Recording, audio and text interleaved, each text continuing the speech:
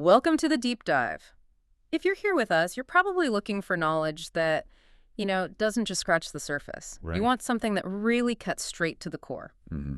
And that's what we're going to give you today. Knowledge that is focused, distilled, and hopefully ready for immediate application.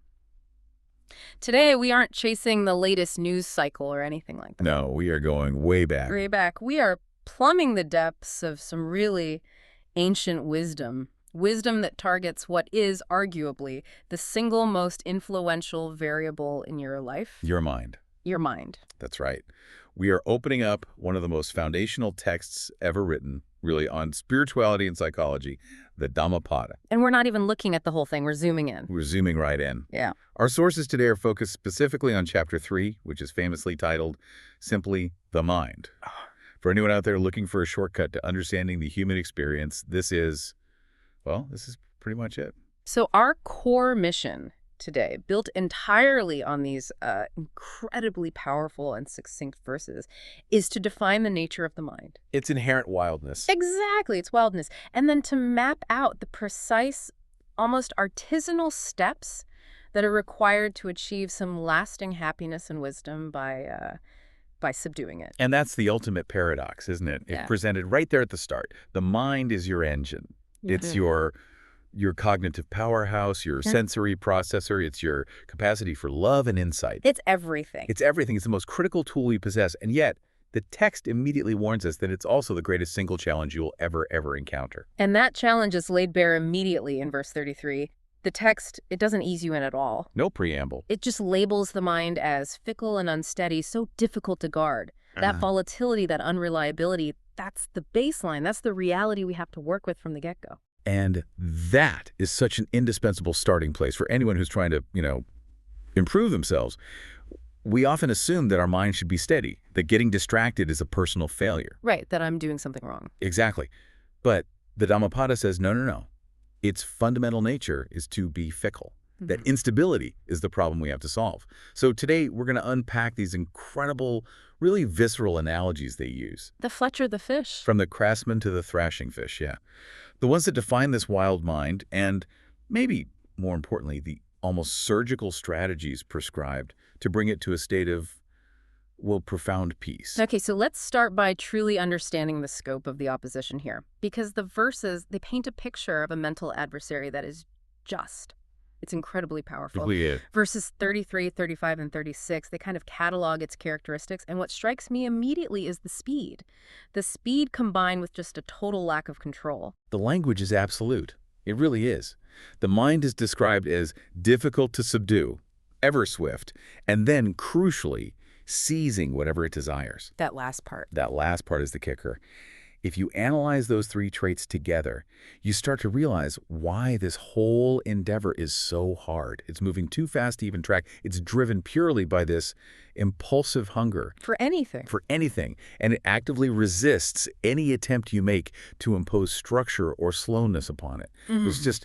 It's raw, uncontrolled momentum, driven by that immediate sensation of either craving something or wanting to get away from something. And we see this play out constantly. I mean, in modern life, the moment of boredom arises, just a tiny flicker of it. Right. And before you can even register the choice, your hand has already seized your phone. Yep. And you've opened up social media. That's the mind seizing whatever it desires without any conscious vetting. Precisely. And verse 36 adds another layer that makes it almost impossible to combat with just sheer willpower. The text says the mind is difficult to detect and extremely subtle. Okay, I want to pause on that. Yeah, let's... Because this is often missed, I think. If it's so powerful and moving so fast and seizing all these desires, how can it possibly be subtle and hard to detect at the same time? It feels like a contradiction, doesn't it? It does. We usually equate power with loudness or size or, obvious force. If my mind is causing me anxiety, I feel that anxiety very acutely. How is the mechanism subtle? The genius of the diagnosis here lies in recognizing that the mind's volatility isn't loud at the source. It's loud in the effect. Oh, okay. Think of a sudden emotional flare-up. Anger, rage, deep anxiety. That outburst is the result. That's the loud part. The subtle, the undetectable part was that fraction of a second when the thought first registered. The little spark. The little spark. The slight shift in your attention, that tiny flicker of irritation that we just dismiss as, minor background noise, It's subtle because it is the instrument of detection itself. It's like trying to see your own eye. That's a perfect way to put it, because the mind is so integral to every single moment of our experience. It's the water we're swimming in. We only register the big splash, The emotional crash. the behavioral outcome or the emotional crash, yeah. Yeah. We don't register the incredibly rapid, microscopic movement of attention that initiated the entire chain reaction. The difficulty of detection is exactly why we are always reacting to our thoughts instead of observing them. That makes perfect sense now. So the real fight isn't with the visible anxiety. The fight is catching that fleeting thought, that subtle shift that happened just before the anxiety took hold. You've got it. So if that is the central difficulty, this subtle, swift, and impulsive enemy within, the text very quickly contrasts it with this profound reward. And the reward is essentially a complete reversal of the initial problem. The text says, a tamed mind brings happiness, and a guarded mind brings happiness. It's a definitive statement of utility, really. It is. The entire pursuit isn't about some kind of ascetic denial for its own sake. It is a direct, practical path to escaping the inherent suffering caused by all this mental instability. Control doesn't just bring goodness. Control is the very condition for stable happiness. If your mind is fickle, your happiness will be fickle. There you go. It's a one-to-one relationship. Okay, so let's unpack the instruction manual itself. Let's start with that central image from verse 33, which is the title of our deep dive today. Just as a fletcher straightens an arrow shaft, even so the discerning man straightens his mind. This gives us the specific method. And it is an analogy just loaded with meaning. A fletcher historically is an artisan. They specialize in crafting arrows. Right, not a lumberjack. Not a lumberjack. They're not applying brute strength. Yeah. They're working with material wood or cane or bamboo that is naturally warped or imperfect because of how it grew. The mind, similarly, is seen as being naturally bent toward attachment and aversion. That's its default state. You mentioned discernment is key here, and I think that addresses the critique that, our initial discussion might lack some actionable insight. If we aren't supposed to use brute force, what does the Fletcher's discernment actually look like in a mental context? Well, the Fletcher doesn't just jam the arrow into a jig and crank it straight. They use a combination of precise, gentle heat and sustained pressure. And they're constantly sliding down the shaft with intense focus to find the minute imperfection, that tiny little bend that would make the arrow fly completely off course. It's a very fine-tuned process. Incredibly fine-tuned. So applying this to the mind, discernment is that moment-to-moment objective observation of impulse. When a strong urge arises, let's say impatience while you're standing in a line, or a craving for a snack you know you don't need, the Fletcher doesn't just smash it down with willpower. Right, that would be snapping the arrow shaft. That would snap the shaft. Instead, discernment means holding that impulse. That's applying the gentle heat of focused awareness, observing where the bend is coming from, and then applying precise pressure. Which is the choice, the intentional choice not to act on the impulse, applied exactly at that point of warp. So if I find myself, ruminating over an old mistake, A classic example. brute force would be me angrily shouting at myself, stop thinking about that. But discernment is what? Sitting with the thought and observing, okay, this thought is driven by a fear of future failure, and then gently adjusting my focus. Exactly. It's a continuous, gentle maintenance, not an emergency repair. It turns self-improvement from this, battle of wills into a high-precision craft. It requires observation, patience, and a deep understanding of the material, which is your own emotional and habitual landscape. And it implies the straightening is continuous. The wood always wants to bend back toward its natural warp. Always. Vigilance is part of the craft. This careful, painstaking work of the artisan, it contrasts so powerfully with the next analogy, which is about the raw suffering of the untamed mind. It's a huge shift in tone. We jump from the artisan's workshop straight to the anatomy of suffering. In verse 34, the analogy of the fish. And this one is brutal. It is. The text says the mind throbs and quivers like a fish when pulled out of water and cast on land. This isn't just discomfort. This is a description of profound, desperate mental agony. It shows that the initial act of discipline, the very start of the Fletcher's work, can feel excruciating.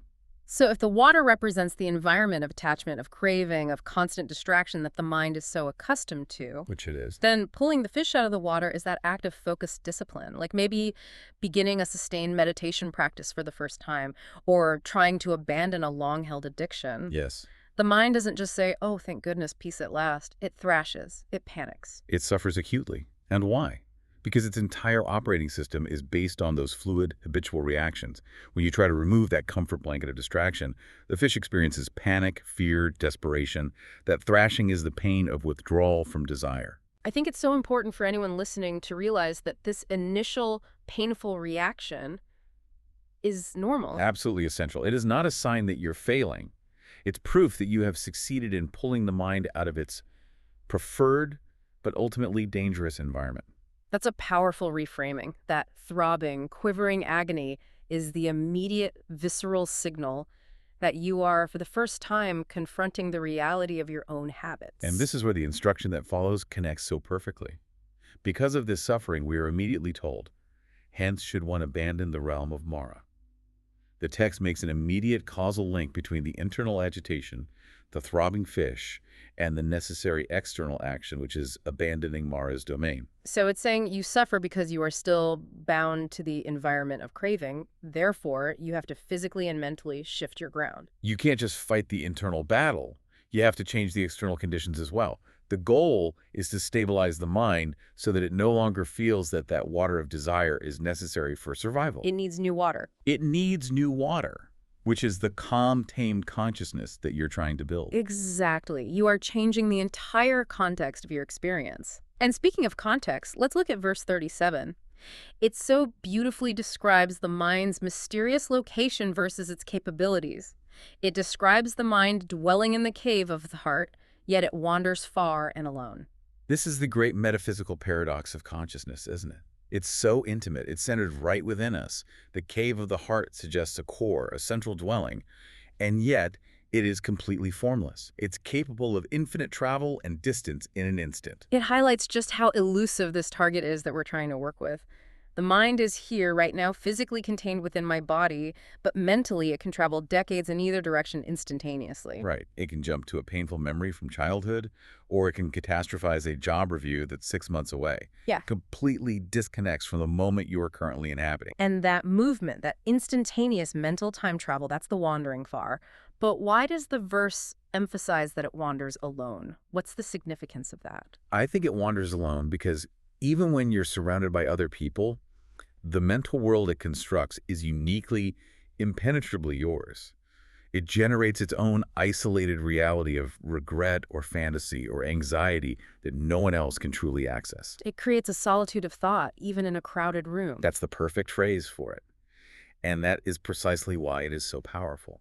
This invisible, non-physical resident contained within the body nonetheless dictates our entire perception of time, space, and reality through this infinite lonely travel. So the Fletcher's work, the subduing of the mind, it's fundamentally the task of reeling in that infinitely wandering entity and forcing it to reside peacefully within the present moment, within the cave of the heart. That's the job. That feels like the necessary transition to discussing the stakes of this contest. Right. If Section 1 defined the opponent, this subtle, wild, time-traveling mind, then Section 2 really defines the stakes of the conflict. And the central antagonist here, who's mentioned repeatedly, is Mara. This is a concept we absolutely must dedicate some serious time to, because Mara is the binding force that keeps the mind untamed. Mara appears in 3 distinct roles in these verses we're looking at, right? In verses 34, 37, and 40. We need to clarify what the text is actually demanding of us in relation to this force. Can we sort of synthesize the definition? Absolutely. First, as we just noted with the fish analogy in verse 34, the realm of Mara must be abandoned. The environment. Environment of temptation and habitual distraction. Yeah. If you keep placing yourself in temptation's way, you can't be surprised when the fish thrashes when you pull it out. It's about changing your surroundings. And second, verse 37 gives us the promise. It says that subduing the mind leads to liberation from the bonds of Mara. So that's the freedom we're aiming for. The internal chains. And then third, verse 40 treats Mara as a force that must be actively fought out. This is a full-scale engagement, and the weapon is the sword of wisdom. So Mara isn't just one single entity, it's an entire system of entanglement. You've got the environment, the internal bonds or chains, and the active adversary you have to fight. That's a pretty sophisticated understanding of temptation. It's the critical synthesis. Mara, in this context, is the personification of desire, of attachment, of aversion, and all the resulting instability that prevents enlightenment. You could call it the gravity of the ego. The gravity of the ego. I like that. It is simultaneously the external world you inhabit, the realm, the chains of your own ingrained habits, the bonds, and the active mental resistance you feel when you try to change, the enemy to be fought. So the entire spiritual struggle is defined by your posture toward Mora. Are you yielding to the realm, suffering under the bonds, or are you actively fighting the force? Exactly. And the battle, as verse 40 confirms, is purely mental. It's fought with focused wisdom. And to wield that specific weapon, the sword of wisdom, the text says the foundation has to be perfect.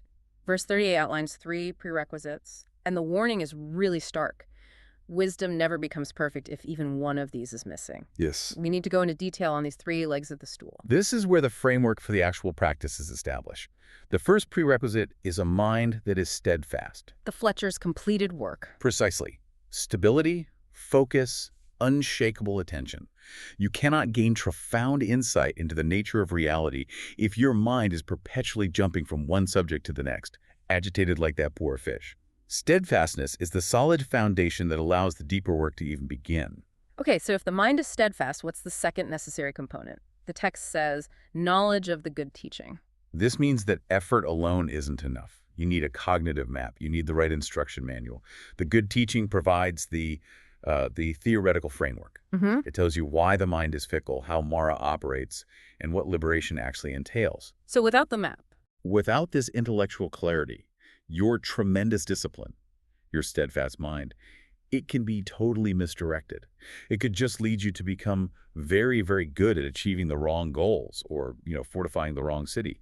The map has to be as reliable as the vehicle. and the third leg of the stool, which I think often feels the most maybe emotional or religious to a modern listener, is faith that does not waver. Yeah, and faith here is maybe less about blind belief and more about an unwavering conviction in the efficacy of the path. Okay. The path to straightening the arrow shaft, as we've established, is often painful. The fish throbs and quivers. If your conviction falters the moment difficulty or doubt arises, you'll just revert to old habits. You'll put the fish back in the water. You'll put the fish back in the water. Faith is the sustained emotional fuel that gives you the patience to continue the disciplined, methodical work of the Fletcher, even when the results are slow or the pain of discipline is high. The synergy here is everything then. We have to emphasize the synergy. If you have only steadfastness and the teaching, but you have no faith, you become cynical. You drop the practice when it gets hard. Right. If you have faith and the teaching but no steadfastness, you become an enthusiast who talks a good game but never actually puts in the hours of discipline. All talk. All talk. And if you have steadfastness and faith but the wrong teaching, well, you are merely disciplined, committed, and marching confidently in completely the wrong direction. The structure needs all 3 legs for perfect wisdom to stand. And once that perfect wisdom is achieved, we arrive at the state of the awakened one, described in verse 39. And the defining characteristic seems to be the complete absence of fear. There is no fear for an awakened one. That's a powerful definition of liberation. It's an incredible claim. Fear is rooted in attachment to things that can be lost. Reputation, wealth. Health, life itself. When the mind is perfectly tamed and wisdom is perfected, you realize that your true self is not contingent upon any of these transient things. The awakened one has dismantled the mental structure that generates attachment. Therefore, there is nothing left to lose that truly matters, and the fuel for fear simply vanishes. And the text gives us 2 specific afflictions that must be transcended to reach this state.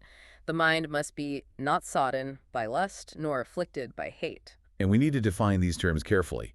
The modern English words lust and hate are a little too narrow. Okay. In the original context, these refer to raga and dosa. They are the fundamental dualities of mental poisons. Raga is grasping, craving, attachment, the drive to pull things toward the self.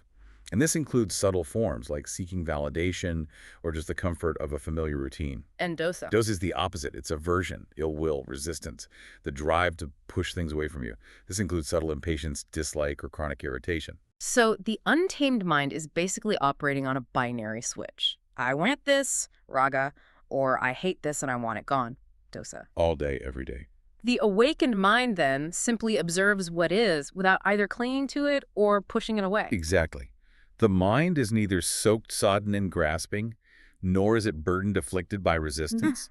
It just operates in this perfect state of balance. And this balance leads us to what is maybe the deepest philosophical nuance of this whole section. I think I know which one you mean. one that often surprises people. The awakened one has gone beyond both merit and demerit. Right. What does it mean to transcend the good deeds and the bad deeds? Doesn't the path encourage good deeds?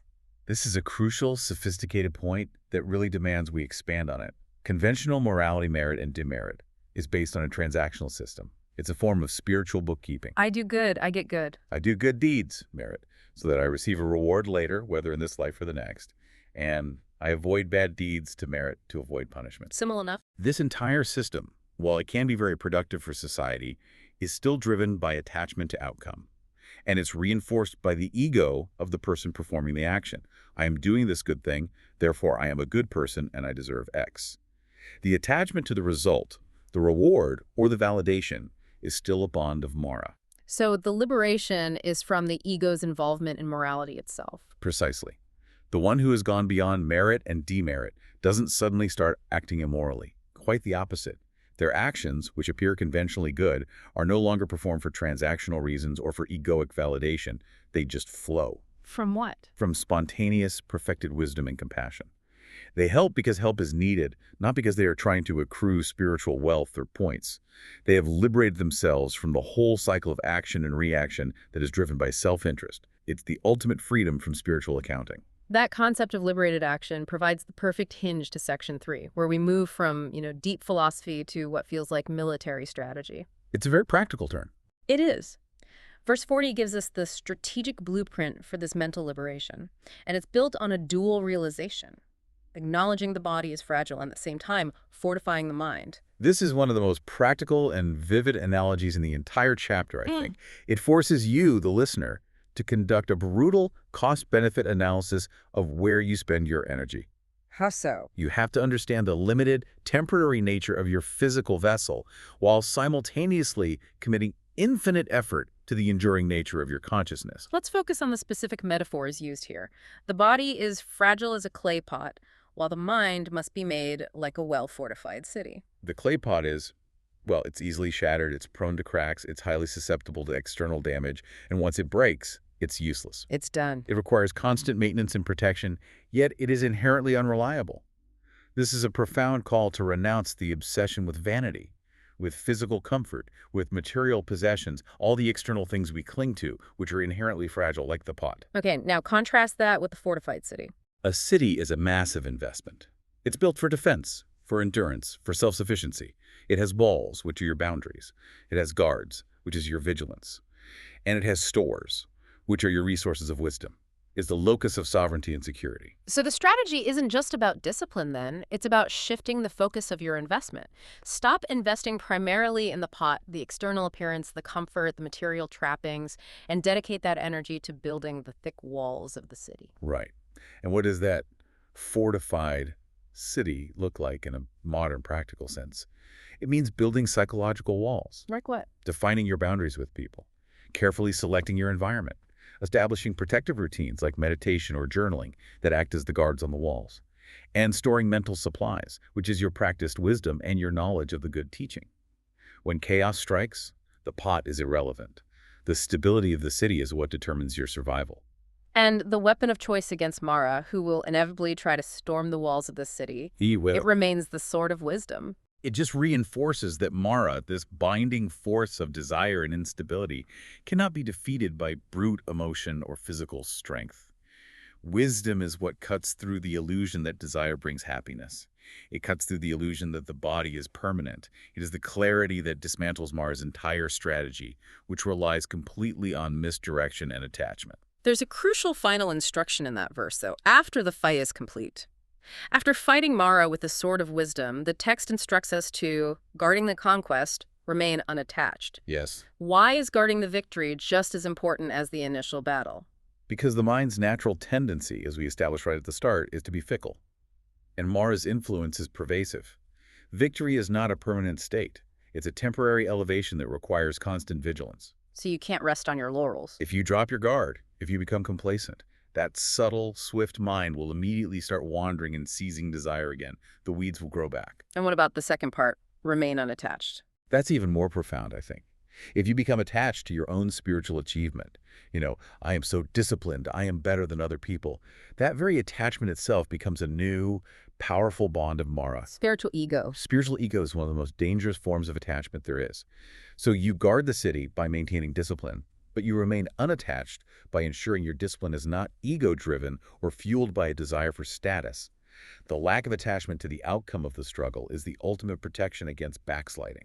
This grounding in realism is intensified by verse 41, which immediately follows, reminding us of the ultimate fate of that clay pot. It's a stark reminder. Ere long, alas, this body will lie upon the earth, unheeded and lifeless like a useless log. The contrast couldn't be clearer. We spend years cultivating this clay pot diet, exercise, clothing, vanity, and the text says all of that dedication ends with the body becoming a useless log. It's an urgent call to reprioritize. It's justifying the hard work. Exactly. The huge expenditure of mental labor required to fortify the city is justified entirely by the fact that the mind, the resident of the city, is the only enduring part of the system. The body, which consumes so much of our worry, ends up being entirely worthless. And if we don't heed that warning, if we don't redirect our energy, verse 42 delivers the ultimate warning about the power of self-inflicted harm. This, to me, is maybe the most profound psychological insight in the entire chapter. It sets up the comparison so masterfully. We're given a baseline of external hostility. Whatever harm an enemy may do to an enemy, or a hater to a hater. So the worst external damage you can imagine. The worst you can imagine. And then it compares it to the internal threat. And the definitive conclusion is that an ill-directed mind inflicts on oneself a greater harm. The worst enemy we will ever face is not the external foe, but our own mental landscape. Think about the nature of external harm versus internal harm for a second. An external enemy can attack you or steal from you or insult you, but that damage is, by its nature, episodic and temporary. Right. Physical wounds heal. Possessions can be replaced. But an ill-directed mind, that damage is chronic. It's pervasive, and it's self-reinforcing. It's an inside job. It's an inside job. The self-sabotage created by chronic rumination, the internal critic that poisons your self-worth, the destructive habits that are driven by unmanaged cravings, these inflict a level of systematic, long-term devastation on your happiness, your relationships, your potential, that no external bully or competitor could ever hope to match. It's the difference between a skirmish and a state of perpetual civil war. What a great way to put it. We are constantly fighting this war internally, and if our own mind is the general, and that general is ill-directed, we are guaranteed to lose. The greatest force for destruction is the self, weaponized by a lack of discipline. And this justifies the entire enterprise. The vigilance needed to straighten the arrow shaft and to fortify the city. It's not just some esoteric spiritual practice. It is self-preservation. It is the only way to neutralize the single most potent agent of destruction in your life, your own mind. And that brings us to the final conclusion, the final verse we're looking at, verse 43. It summarizes the supreme benefit of all this rigorous internal work, and it's an incredibly bold statement about the priorities of human life. This verse is designed to fundamentally reframe all of our human relationships and loyalties. Neither mother, father, nor any other relative can do one greater good than one's own well-directed mind. By naming parents and relatives, the text is intentionally comparing the ultimate source of internal resilience against the highest possible forms of external love, support, and duty. Why does the well-directed mind win this contest so decisively? Because external support, no matter how profound or how loving, is ultimately subject to the fragility of the clay pot. It's contingent. It's totally contingent. Your parents can give you love, guidance, maybe material security, but they cannot give you internal peace. They can't shield you from your own suffering, and they cannot live forever. All external support is conditional on circumstance. And we live in a world that is obsessed with external validation and security. Completely. We look for the right relationship, the right career, the right social network. We're always seeking to bolster our happiness from the outside in. But the text definitively states that all of that is secondary. If your mind is ill-directed, no amount of parental love or relational security can stop you from inflicting chronic, devastating harm on yourself. They can fortify your environment, but only you can fortify the city within. That internal resource, the well-directed mind, is the only thing that is truly portable, enduring, and invulnerable to external conditions. Exactly. When everything else collapses, when you face loss, illness, or financial ruin, what is the foundation that remains? It is the stability and the resilience you built internally. The well-directed mind is the single most important and reliable source of good in your life because it dictates your response to every possible circumstance. So the ultimate pursuit in life isn't finding external help. No. It's becoming self-sufficient in wisdom. Let's synthesize the entire journey for our listener then. Let's take them from that initial recognition of the problem all the way to this powerful conclusion. Okay. We started by recognizing the mind as the essential problem. It's fickle, it's subtle, it's swift, and it's prone to seizing desire. It suffers acutely, like that thrashing fish, when discipline is first imposed. And the initial response has to be the highly skilled, methodical craft of the Fletcher, gently straightening the natural warp of the arrow shaft over and over again. We then established that this path leads directly to a conflict with Mara, the force of attachment and aversion. A conflict which requires that solid foundation of perfect wisdom. The three-legged stool. A steadfast mind, knowledge of the good teaching, and an unwavering faith or conviction. This is the only way to transcend fear and move beyond that transactional morality of merit and demerit. And this leads directly to the core strategy. Prioritizing the fortification of the mind, the city, over the temporary comfort and maintenance of the body, the clay pot, the useless log. Because if we fail to do this, our own ill-directed mind will inflict greater, more chronic harm on us than any external enemy ever could. And finally, the ultimate payoff. That internal resource of the well-directed mind is the single greatest good one can possess, surpassing even the most cherished bonds of family. The texts provide a decisive argument that true power and lasting benefit reside entirely in the vigilance and discipline you apply to your own subtle mental landscape. It's a profound call to responsibility at the end of the day.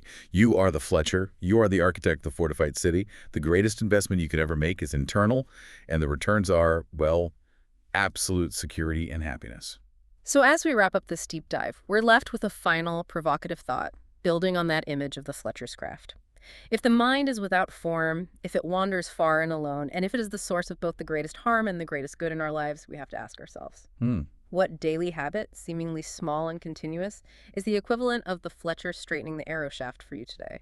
Is it the 30 seconds of pure observation before you give in to a craving or an impulse? Is it the careful, non-judgmental noticing of a negative thought before it escalates into full-blown rumination? How do you maintain that continuous, unsung vigilance needed to guard your fortified city? How do you ensure that your own mind is your greatest ally and not your most potent, self-inflicting enemy moment by moment, day after day? Focus on the arrow shaft. Until next time, keep digging deep.